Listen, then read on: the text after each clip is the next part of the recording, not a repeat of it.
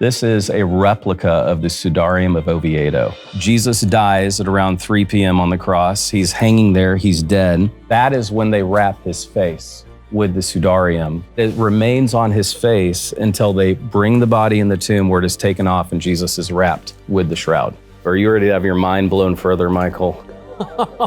I've watched a ton of videos over the past few years regarding the Shroud of Turin, but here comes a new important discovery, the Sudarium of Oviedo, which was carefully studied with the help of modern science and advanced technological methods, totally debunking the false claims made against the legitimacy of the shroud. Let's dive in.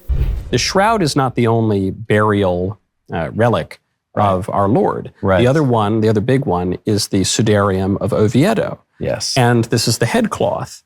But I remember reading that the Sudarium of Oviedo does not actually go all the way back to the 1st century, that actually it's just from the 9th century, according to radiocarbon dating. But what's a real rub for this claim is that we have a definitive history of the Sudarium going back to the 6th century. Yes. So we can actually just trace it in documents and in history. So then you say, well, hold on. If the radiocarbon dating was that wrong, and we know with certainty, at least until the 6th century, then why do I believe the radiocarbon dating from the 80s, especially when there were all of these other methodological problems with it? Exactly. And we've brought the Sudarium, a replica of it, for your studio for this program. Oh, marvelous. Can we... Absolutely. Thanks to my friend Doug Powell. It's coming right now thanks to my good friend, scholar, Doug Powell, who has brought his replica for us. This is a replica, and I've never seen this until today, Michael. This is a replica of the Sudarium of Oviedo. The sole argument that exists against the legitimacy of the shroud was a radiocarbon dating test that was carried out using a fraction from the edge of the cloth. This was carried out on April 21st, 1988. However, radiocarbon dating has been proven to be highly unreliable due to factors like an inconsistent atmospheric carbon ratio, isotopic fractionation, contaminated samples, unreliable sample treatment and selection, and much more. Modern science has found more reliable methods to test the authenticity of the shroud through careful analysis of the blood dispersion on the shroud and the aging process of that specific blood type, such as studying the chemical changes that take place within the fabric. This is supposed to be the headcloth. My first question when I even learned about the headcloth, which, was kept separately from the shroud, and, they kind of have made their ways all around the world. Why would Christ's face be on the shroud? Wouldn't it only be on the headcloth? Isn't the fact that Christ's face is on the shroud an argument against the shroud? It's not. Doug, go right ahead. Well, if you read John's account of the discovery of the shroud, they also find the headcloth in a separate place. Mm-hmm. So there are other cloths than the burial cloth around Jesus. And so the fact that there is a headcloth means there's another cloth. And the fact that there's no face on it means that it wasn't in contact with whatever made the image on the shroud when the image got made. So it's separated at some point. And this is what is believed to be that cloth. And what I might add is, so when was the cloth wrapped around his face? Yeah. Jesus dies at around 3 p.m. on the cross. He's hanging there, he's dead. Yeah. Jewish sensitivities are such that even the blood that's dripping from the body would want to be collected and not just out on the ground. So that is when they wrap his face with the Sudarium, is when he's still on the cross, coming down from the cross. That it remains on his face until they bring the body in the tomb where it is taken off and Jesus is wrapped with the shroud. Does that make sense, the timing? That does make sense. I've just never figured it out. And that's never been presented to me before. But yeah, I suppose that would make sense because then you would also say, well, hold on, if it were just on the whole time, or if it was just part of the wrapping, well, why isn't there an image, 3D image, like there is on the shroud? Why isn't there one on the Sudarium? Right. I wanted to make a commentary video regarding the shroud before making this particular video, but so many people have already done so. I strongly recommend viewers who are interested in the subject of the Shroud of Turin to watch the video on Tucker Carlson's YouTube channel, where he interviews this same guest. But anyway, as you should know by now, an image of Jesus appeared on the shroud, which is the burial cloth that covered his body after his death. The world's best scientists today can explain the chemical changes that take place on the linen, but they can't replicate the process to generate an image because it was clearly something supernatural that happened. They've also closely studied shrouds from other people who were deceased during that period, but none of them generated an image. Why is the burial shroud of Jesus the only shroud that generates an image? Well, 34 billion watts of cold energy being generated in 1/40th of a billion of a second explains it. Scientists claim that that was probably the energy generated from Jesus' body during the process of his resurrection. So now, the Sudarium of Oviedo doesn't generate an image because it wasn't in contact with Jesus' body during the process of his resurrection, but it was in contact with his body while hanging on the cross, wrapped around his face. Anyway, let's keep listening as there's more evidence presented. Doug, I wonder if you would talk about the correspondence of the blood type. Are you ready to have your mind blown further, Michael? I am. Okay, well, what you're looking at here is it's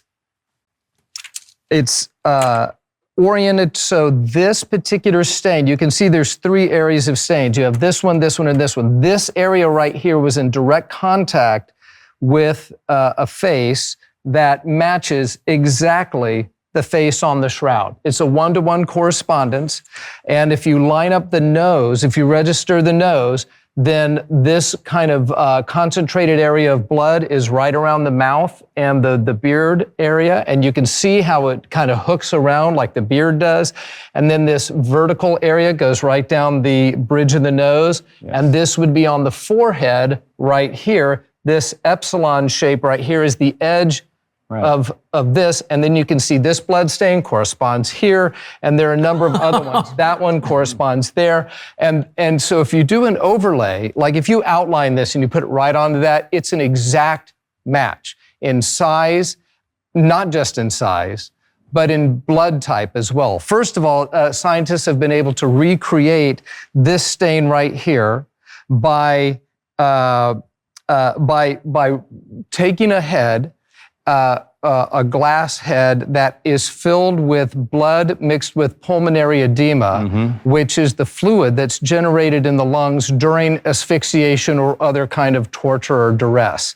And that's the blood mixture that is on here, and that's also the blood mixture that you see in different places on the shroud, like here. It's 6 parts pulmonary edema to 1 part blood. So that's what's coming out of the lungs. And so that's what's coming out of his mouth. Of the man who had the Sudarium wrapped around him. So it matches like that. It's also type AB, which is also the type on the shroud. It's also post-mortem blood. Right. And type AB is the rarest blood type. It's about 3 times more common in Mediterranean Jews than it is in Europeans. The Eucharistic miracles, same. The type is always AB. AB, pretty amazing. So the idea is that the Sudarium was affixed to the back of the head here, and if you look really close, you can see these holes. Where pins were put through to the hair. There is a ponytail shape funnel right here of his hair, and this is where it would have affixed to, and this butterfly shape fits right onto the ponytail. And then you can see these blood, little pinpoints of blood wounds match this exactly, and then it would wrap around the front, so it gets around to the front and makes contact with the face, but it's not wrapped all the way around the head because the face, scientists have figured out, is lulled forward and to the right like this. So they can't get it all the way around when he's on the cross. So they double it back, and that's what creates that stain. So now it's folded back, and they have determined his head was in this position for about 45 minutes to an hour. And then the body is taken down and laid face down with the feet slightly elevated, which causes the blood to go down up the nose or down the nose and pool onto the forehead, which is what makes that. And he's in that position for 45 minutes to an hour. And so that gives enough time for Joseph of Arimathea to go get permission to bury the body. And then the body is flipped face up for about 5 minutes. And there are actually finger marks where somebody has reached over the back of the head to pinch the nose shut to hold the blood in and the body's in that position face up for about 5 minutes. And so if you've ever been to the Church of the Holy Sepulchre, the space between Golgotha and the tomb is more than enough. You know, you can cover that in 90 seconds. Wow. Crazy, right? Shout out to whoever dropped a comment on one of my previous videos asking me to cover this subject, because I didn't even know that Michael Knowles had covered the Sudarium on his YouTube channel. So yeah, big shout out to you. But anyway, isn't it interesting how intricate these details are? The positioning of the blood stains on the shroud relative to the Sudarium, and how they perfectly match geometrically in regards to their position and distance of the wounds. The actions that took place and how Jesus' body was moved when he was on the cross. Also matching positions of the blood stains on the shroud and the Sudarium. To all of you who may have been in doubt before, are you convinced now? I don't know about you, but I certainly am 100% convinced after this new discovery. But anyway, back to the video. And so that's where all the stains, that's how to make sense of the stains here. So, okay, we know the Sudarium comes from at least the 6th century. No one disputes that. It's been in Oviedo, Spain since Oviedo was founded at the end of the 8th century. Yeah. And so it's been in, the documentary evidence is that it enters Spain around 711. Okay. Ahead of the Muslim invasion. Where was it? Do we know where it was before 711? Well, the documentary evidence actually matches the pollen evidence. Mm-hmm. And you'll get to the pollen evidence on the shroud, but there's pollen on both the shroud and the Sudarium. And the pollen on the Sudarium is from, Oviedo is in the very northern part of Spain, kind of in the center of the coast, about 15 or 20 miles inland in the mountains of Asturias. So there's pollen from around there. There's pollen from around Toledo, right in the middle of Spain. And then there's pollen from North Africa, probably the area around Alexandria, which is where the documentary evidence says it was after Jerusalem and before Spain. Right. And then there's pollen evidence from Jerusalem. So all of this, at the very least, we would have to say, not only from knowing where it was in the church, but even beforehand, the pollen and the documentary evidence, that we're firmly in antiquity. Oh, yeah. And call it whatever I've read, the 6th century. Mm-hmm. Though many people would say, no, it actually goes to the 1st century. Right. But I guess my point is, if we know for a fact that we can place this in antiquity, and the skeptics of the Shroud of Turin are arguing that it's a medieval forgery, then how do the images match perfectly? Did some medieval forger know about the Sudarium, maybe, and then just, even if it were possible to create the image through artistic techniques, just manage to match it perfectly without anyone figuring it out? That's the fascinating thing. This may be the key to in the case against the medieval dating of the shroud. The final piece of the puzzle is connecting these two things, because we know of the existence of this definitely 600 years before the earliest date within the radiocarbon dating. Wow. So once we show this correspondence, and it's like I said, it's an exact match,